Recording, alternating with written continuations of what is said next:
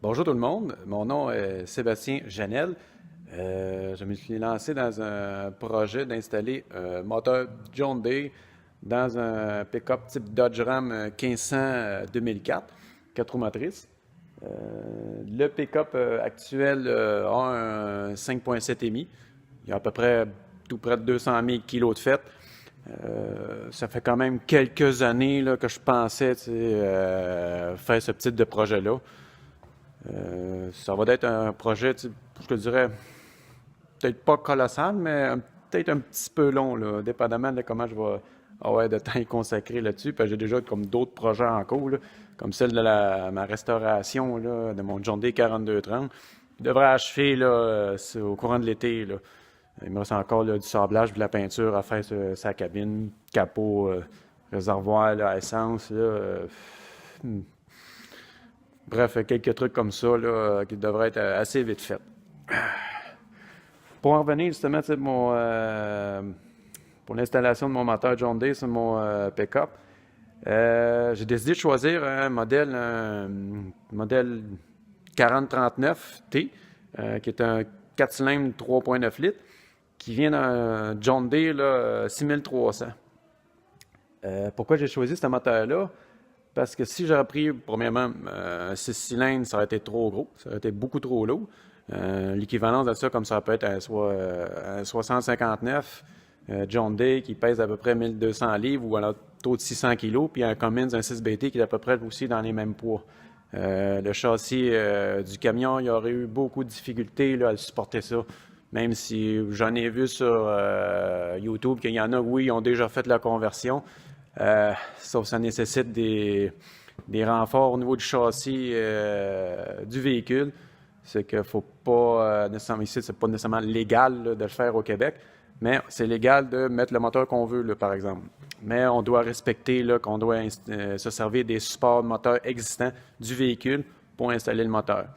Puis dans mon cas, dans le 4039 que j'ai ici, moteur assemblé au complet, le poids devrait être alentour de 400 kg ou alentour de 800, peut-être 840 ou 880 livres, mais pas bien plus. Ce qui est pas mal l'équivalence d'un 4BT Cummins. Là.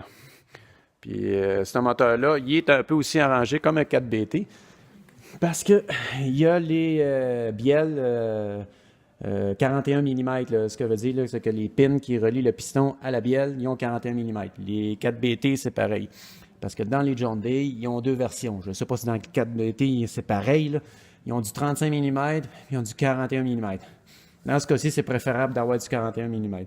C'est fait plus fort, c'est vraiment mieux adapté là, pour l'utilisation là, de puissance, je dirais, là, pour tout ce qui est moteur turbo compressé, là, en haut de, je dirais, de 110 ou 120 forces. Ce moteur-là, il y avait un vilebrequin qui venait avec, mais le vilebrequin, il était inutilisable. Il était craqué.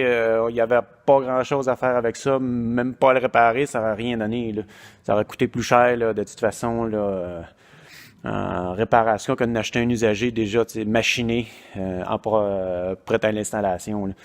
Ce qu'on j'ai dû faire, j'ai dû en racheter un autre qui est justement ici. Un vilebrequin de 25,55 ou 27,55. Pas avec exactitude pour dire c'est quel modèle que ça vient. Mais au moins, je sais que c'est le vilebrequin, c'est le même numéro de pièce qui va dessus là, d'origine. Lui, il fallait avoir comme spécification avoir absolument le nylon. Parce que s'il y avait eu le nez court, j'aurais pas été capable d'installer la fameuse poulie là, pour le vilebrequin pour actionner pompe à l'eau, là, tout ce qui va là, pour les composantes là, que je devrais installer.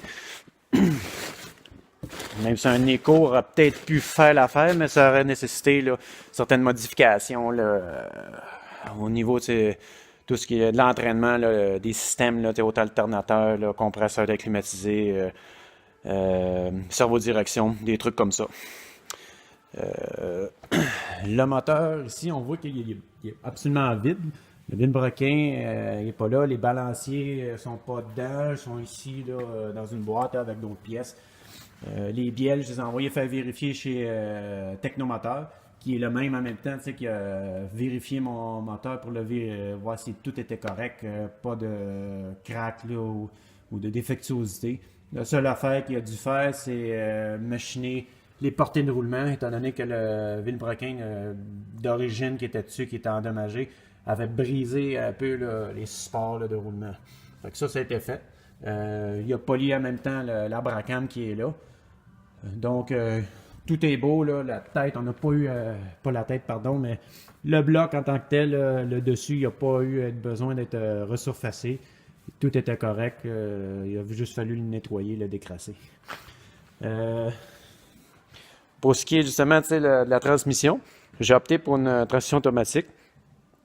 Une transmission, une 46 RH, qui vient d'un Dodge Ram W250 que j'ai pris dans une cour à scrap il y a à peu près 1 an de ça. Le hic là-dedans, c'est que quand j'ai été la chercher justement dans une cour à scrap, ceux qui l'ont sorti, ils l'ont sorti un petit peu trop à la hâte, là, puis en plus, il était dans la glace. Ce que ça a occasionné, c'est que quand ils l'ont sorti, ils ont cassé la section de l'overdrive en aluminium. Mais les pièces en dedans sont correctes. Là, ça n'a pas été endommagé plus qu'il faut. Là. Fort heureusement, parce que là, ça aurait coûté beaucoup plus cher la faire monter. Mais au moins, j'ai pu m'informer chez Matec BTA que la section que j'ai de besoin, ils l'ont en main. Ça vaut à peu près 80$. Ça va être un montant que je devrais rajouter aussi à la réparation de la transmission parce qu'elle, vu qu'elle n'a pas de lock-up, faut que le moteur va virer à haut régime pour atteindre une vitesse, là, par exemple, si je compare avec mon 1500 que j'ai ici, j'ai 5 vitesses automatiques. Celle-là, j'en ai comme 4. Il y a 3 vitesses automatiques plus un overdrive, tandis que l'autre, il va avoir 3 vitesses automatique, un overdrive, plus un lock-up. C'est comme, on appelle ça une sorte de prise directe. Là. On va faire en sorte que lorsque je vais rouler à 100 km/h, au lieu de tourner à peut-être je dis, alentour de 2000 ou 2100 tours minute, je vais tourner à l'entour de 1700 tours là, sur le moteur. Ça va être plus économique là aussi. Là. La transmission est justement ici. Ça fait, c'est ça, au moins 1 an que j'ai ça. Puis comme qu'on voit ici, là, ça c'est la fameuse plaque, là, c'est pas l'adapter là, sur le moteur. Parce que cette partie-là, ici, elle va sur la partie ici, sur le moteur. Ça, c'est la partie arrière. Ce que je dois faire, c'est que je dois adapter la plaque qu'il y a là avec la transmission ici. On voit qu'il n'y a aucun des trous là, qui arrive là-dedans. Là. C'est pas... c'est vraiment là, du fait maison là, que je dois faire. L'adaptateur qu'il faut que je me fabrique, ça va être tout simplement une plaque de 1,5 pouce d'épais en acier. J'aurais pu opter pour de l'aluminium. Il y en a qui disent que c'est plus léger. Bon, c'est sûr c'est plus léger, mais moi je l'ai dans la robustesse là, un peu. Là, puis vu que je veux que ça se tienne comme il faut, en acier, je ne me tromperai pas. Là, je vois autrement dit, l'âme en paix, que jamais ça va briser. Là. Que ce n'est pas un tracteur non plus, mais j'aime mieux que ça soit robuste et que ça soit solide. J'aime pas faire les choses à moitié. Donc, la fameuse plaque là, doit être se situer entre les deux, entre la section ici de la transmission puis la section, là, autrement dit, du carter de moteur là, qui est là.